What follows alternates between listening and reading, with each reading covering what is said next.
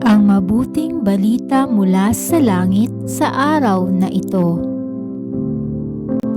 Paggunita kay Santa Brigida na manata sa Diyos.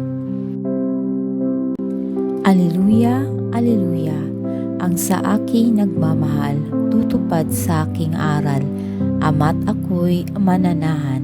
Alleluia, Alleluia. Ang mabuting balita ng Panginoon ayon kay San Mateo. Pinupuri ka namin, Panginoong Hesukristo.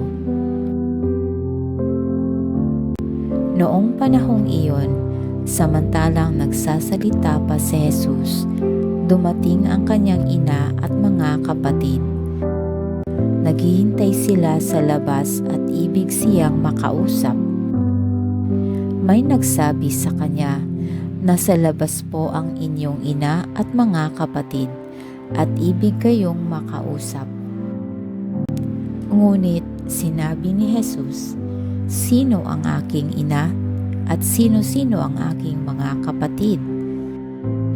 Itinuro niya ang kanyang mga alagad at sinabi, "Ito ang aking ina at mga kapatid, sapagkat ang sinumang sumusunod sa kalooban ng aking amang nasa langit, ang siya kong ina at mga kapatid."